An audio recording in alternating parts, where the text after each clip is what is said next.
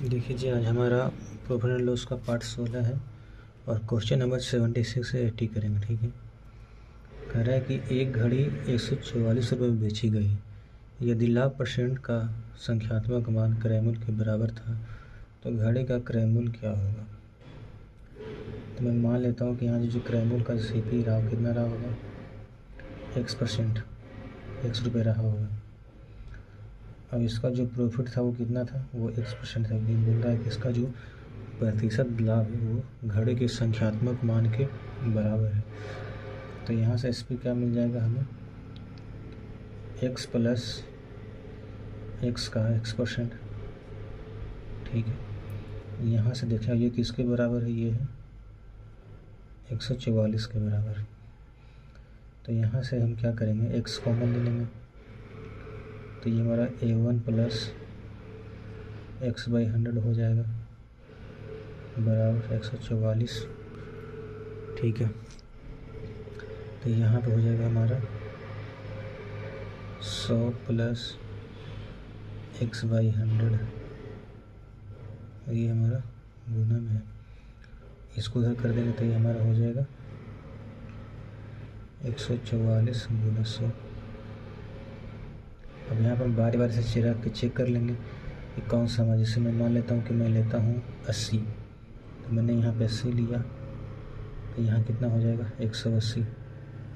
ठीक है। तो ये हो जाएगा 1844, यानी कि हमारा B ऑप्शन हमारा करेक्ट है। ठीक है। और दूसरा तरीका क्या है कि हम ऑप्शन से चेक करेंगे इसको। ठीक है। मैं मान लेता हूँ कि ऑप्शन अगर हमारा 80 है, अगर मैंने मान लिया इसके साथ CP मान लिया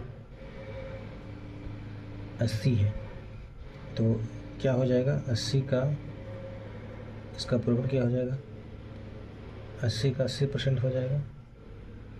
ठीक है। इसका भी इसका 80% हो जाएगा। तो यहाँ से SP क्या हो जाएगा, SP हो जाएगा CP प्लस 80 का 80%। ठीक है। यहाँ से जब गुना करेंगे तो ये हो जाएगा 80 प्लस 64, यानी कि 8 से 14, 144 बार, जो कि हमारा सही है। ठीक है। आइए चलते हैं सवाल नंबर 77 पे, और ये हमारा नेक्स्ट टाइप है। ठीक है। कह रहा है कि 28 वस्तुओं का क्रय मूल्य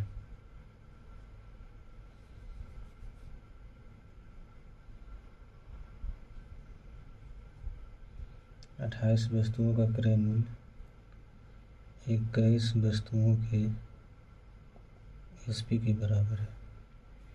तो 21 × 28, यहाँ से CP और SP का रेशियो क्या मिल जाएगा, ये CP तीनों, तो ये हो जाएगा 4 यूनिट। तो कितने का लाभ हो रहा है, एक का लाभ हो रहा है कितने पे, 3 पे, तो 100 पे कितना, तो ये आ जाएगा 33/1/3%। ठीक है।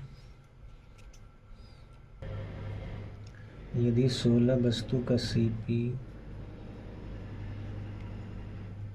14 वस्तु के SP के बराबर है, तो लाभ यहाँ तो हो जाएगा 7 दूनी 14, 8 दूनी 16। CP अपॉन SP क्या हो जाएगा, 7/8। कितने का लाभ, एक का लाभ कितने पे, 7 पे, तो 100 पे कितना, तो ये आ जाएगा 14/2/7%। ठीक है। एक व्यक्ति पाता है 2750 वस्तुओं का CP 2500 वस्तुओं के SP के बराबर है। 10 से 10, 25 से कम, 25 से कम 25। ठीक है, इससे गया तो 11 CP का है, कि यहाँ से क्या आ जाएगा, ये 10 बच गया। तो CP और SP का रेशियो क्या हो गया हमारा, 10:11।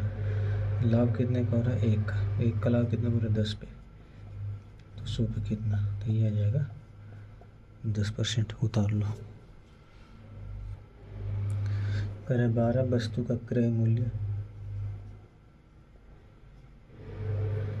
9 वस्तु के SP के बराबर है, तो यहाँ से क्या निकल जाएगा हमारा 3 3 9 4 3 12, तो CP/SP क्या जाएगा 3 और 4, यानी यहाँ से हम कर सकते हैं CP/SP कितना है 3 बचा, यहाँ से कितना, जबकि कह रहा है कि 10 वस्तुओं पर दी गई छूट 5 वस्तु पर कमाए गए लाभ के बराबर है, तो यहाँ से डिस्काउंट और प्रॉफिट का रेशियो क्या आ जाएगा 5, यानी 1:2 आ जाएगा। यानी कि अगर प्रॉफिट अगर 2 यूनिट हुआ तो डिस्काउंट कितना हुआ, यहाँ पे कितना का हो रहा है 1 यूनिट का प्रॉफिट हो रहा है, तो ये इसका रेशियो है। तो अगर ये इतना हो रहा है तो इसका डिस्काउंट कितना रहा होगा 0.5 रहा होगा, यानी ये कितना रहा होगा 4.5 रहा होगा MP। ठीक है, तो कितने का लाभ हो रहा है, 1 का लाभ हो रहा है 3 पे, तो 100 पे कितना 33.33%।